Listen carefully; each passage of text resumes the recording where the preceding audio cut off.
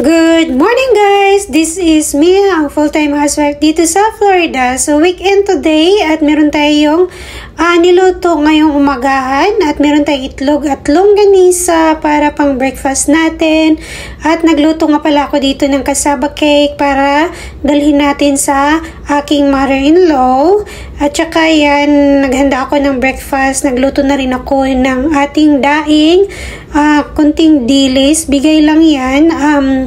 Hindi masyadong maalat yung ating daing. So masarap siya. At meron akong cassava cake dito. Yan, maaga pa lang nagising din yung mga bata at naglaro. Tapos, pinag-breakfast ko na rin sila. Tapos, umalis na nga pala kami dyan kasi pupunta kami sa ating grandma. Bibisita kami sa grandma kasi it's been a month na rin. Hindi nakabisita yung mga anak ko. At para na rin makapag-banding. Yung asawa ko pala, sabi niya pupunta daw siya sa may work niya kasi kukuha daw siya ng mga gamit niya sa sasakyan. So yan, nasa biyahe pa kami. Medyo malayo-layo yung biyahe natin, mga 30 minutes, 30, mga ganun. So, sobrang init ng panahon today.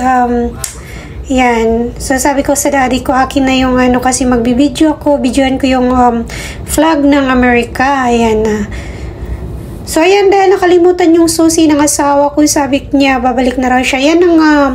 Yan yung sa trabaho niya, freight basta company ng delivery ng truck, kasi truck driver yung asawa ko. So, yun, bumalik na rin kami. So, parang naging useless na rin yung pagpunta namin dyan kasi wala siyang susi. Sabi ko, let's go daddy, punta muna tayo sa Asian store kasi bibili ako ng soy sauce. Tapos, nag-request na rin siya ng mga chips, yung, Filipino chips. Tapos, kumuha na rin ako ng mga snacks ng mga bata.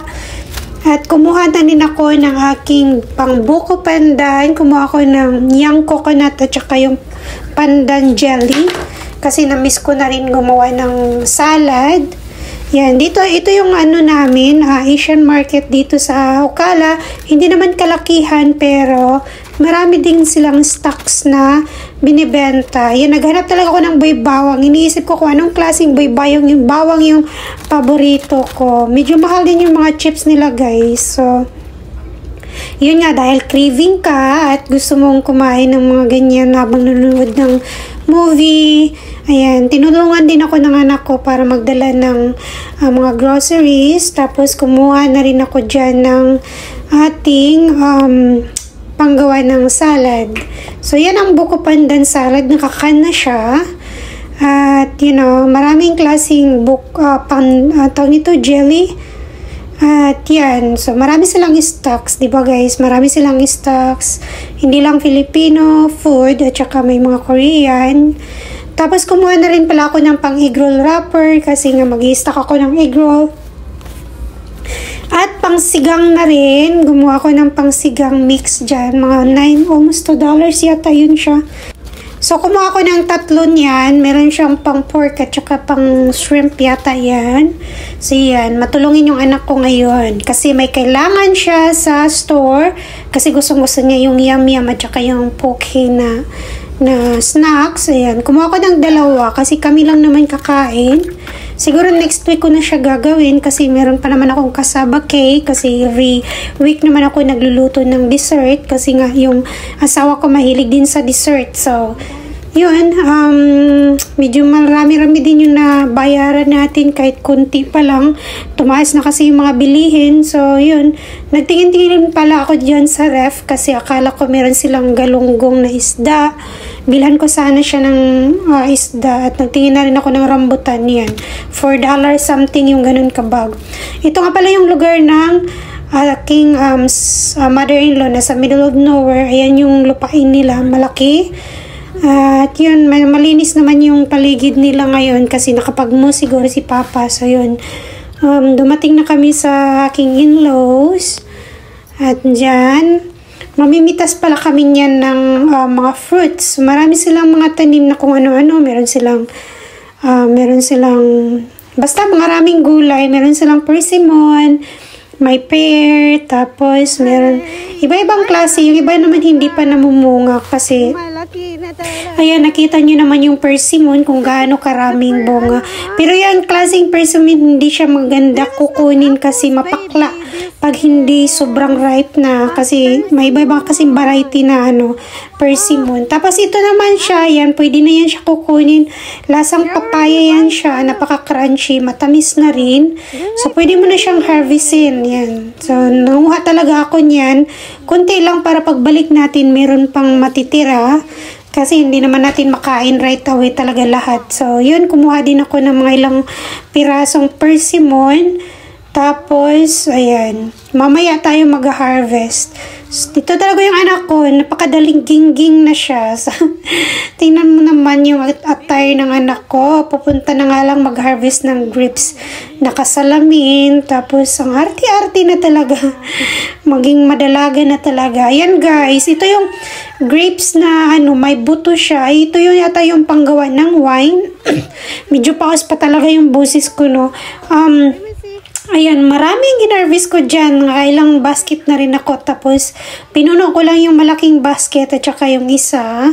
Kasi gagawa nga ako ng jelly, grape jelly. So, masarap yung grape jelly lalo na paglagay mo sa tinapay. Kasi ang style ko kasi niyan, nilalagyan ko ng peanut butter and jelly. So, masarap siya. Sobrang hinog na nga lang guys. Mahirap siyang harvestin lahat kasi ang daming vine na nakakaharang talaga. Hindi mo na alam kung paano mo ma-harvest lahat. Tsaka naguhulog na siya sa sobrang hinog na. Ayan, sobrang dami talaga yung bunga niya. Every year talaga siya namumunga. At yan, every year may grapes tayo. Maybe next year daw, yan. Plano ni Papa dyan na maggawa siya ng wine. Kasi pang wine talaga to siya na grapes. Kasi may buto, yan. Pero matamis na rin siya pagkakainin mo. Yun nga lang nakakangawit sa bunga nga kasi may buto siya. At kailangan mong iluwa yung buto. Yan. Enjoy na enjoy ako dyan at pawis na pawis talaga sa pag-harvest niyan. Kasi medyo mainit na. Lahatak na lang ako. Hindi na ako gumamit ng scissors para mapadali yung ating pag-harvest. Yan. At sinabi ko nga sa anak ko na tulungan niya akong mag-harvest para pabilis yung ating pag-harvest. Ayan, pick lang siya ng pick. Ayan nga, nagre-reklamo kasi kinagat daw siya ng langgam. Sobrang dami naman, kumpul-kumpul talaga yung bunga guys. So, ayan, sa gustong kumuha, ayan, kumuha lang kayo dyan. Sobrang dami. Mga next week siguro meron pa yan. Pero sobrang hinog na siya. Yung iba, pinapakain na lang sa manok. Tapos yung iba naman, yung ibon, ayan, may nakita akong dyan. Tawag nito? Frog. Ayan, tingnan nyo naman yung harvest ko guys. Sobrang hinog na siya. So, masarap to siya gawing jelly. Lutuin nyo muna. Tapos, may sugar. Ganyan yung pagkagawa niya. Tapos, ayan. So, yan ang na-harvest natin. Ayan, at pupunta na tayo sa persimmon. Mangunguha tayo ng persimmon. Nagpatulong nga pala ako kay ma'am dyan na magpakuha ng persimmon. Kasi, ayan. Hindi naman masyadong marami yung kukunin natin kasi mas masarap talaga kainin yung persimmon. Tapos, pag gusto mong kumain, yan, kukuha ka lang. Hindi naman sila basta-basta mahuhulog sa puno kahit hinog na. Hindi sila basta-basta mahuhulog. Tingnan nyo naman at talagang twinest ko pa yan. Hindi basta-basta siya mahulog. Meron pa talagang mas orange yan pag medyo pag mahinog na siya, yan, nabubulol na ako. Yan, enjoy lang sa pamimitas. Ayan, para next time naman, balik natin, manguha ulit tayo. At marami talaga silang tanim ng kung ano ng prutas. Meron silang mangga, jackfruit, lansones, mangga, tawag nito, yan, pear, tapos meron din silang mga kalamansi, may mga gulay din sila, may mga moringa. Kasi si nanay nakapagtanim naman. What is it? Ito talaga sa paborito ko yung mamimitas ng mga prutas, lalo na pag fresh na fresh. Kasi sa Pilipinas, ganyan na ganyan din yung ginagawa ko, lalo na yung kabataan ko noon. Namimitas ako ng lansones, tapos may rambutan, tapos yung santul. Ito nga din si mama, yan, na busy talaga sa kakaka-video niya at kaka-reels. Ay, nako si ma'am. Ito din siya, nabibusy din siya sa kaka-reels kasi nagre-reels din siya. Ayan guys, follow niyo siya, si Belinda. Ayan daw, yan. Yan yung ano ko, mother-in-law. Nagre-reels at vlogger na rin dahil sa kagagawan ko. Nainganyo na rin siya sa kaka-reels talaga guys. Monetize na rin yung reels niya. Ayan. Yun guys, enjoy lang tayo sa pangunguhay ng ating prutas kasi pupunta pa tayo mamaya at bibisitahin natin yung kambing. May mga hayop din pala sila guys. Meron silang tawag nito chicken, meron silang yung maliliit, anong tawag nito? Pugo. Tapos meron silang kambing, meron silang yun, nangingitlog yung itlog yung chicken nila. So kami din, meron din kaming grasya darating. Yan, makakuha din kami ng itlog. Yan, binibigyan kami ng itlog ni mom. Tapos yun, na pag kung ano meron sila, yan, mabibigyan din kami. Napakabait yung in-laws ko guys. Bless na bless ka talaga pag mabait yung in-laws mo kasi yung iba, yan, hindi mabait yung in-laws. So yun, at saka open na open talaga yung family nila. At sa dami-daming bunga guys, yung sanga niya bumaba na talaga.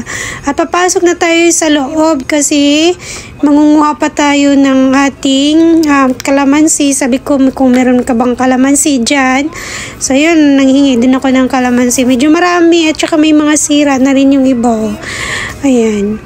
Ang ganda ng snake plants ni ma'am na sobrang dami na siya. Tapos meron din siyang tawag nito cactus. Marami din siya mga flowers. Ayan, na bulaklak. Yung iba naman na na kasi pang na rin, magbabago na yung panahon, pang autumn na rin. So hindi na masyadong namulaklak yung bulaklak nila. Hilig na hilig talaga si ma'am ng mga bulaklak. Ayan, so meron ding kalamansi. So meron silang bunga ng mga kalamansi, marami ding mga maliliit pa. Isa na nga din to sa paborito ko yung kalamansi, lalo na sa pang salad, tapos pag prito ng isda, yung sausawan ba, masarap talaga yung kalamansi. Sabi ko, mag-harvest lang ako ng isang ziploc bag na maliit. At yun na, yan, tinulungan ako ni ma'am mag-harvest ng kalamansi, yan, para naman meron pa rin susunod may ma-harvest pa. Ayun yung kambing nila guys. Kung sinong gustong mag-ihaw ng kambing, sabihin nyo lang ako. Mag-ihaw tayo ng kambing. Walang marunong mag-ihaw ng kambing eh. Sabi ko, mamitas ako ng dalandan. Ayan, ang daming bunga ng dalandan guys. Pinipili ko nga yung malambot. Ayan.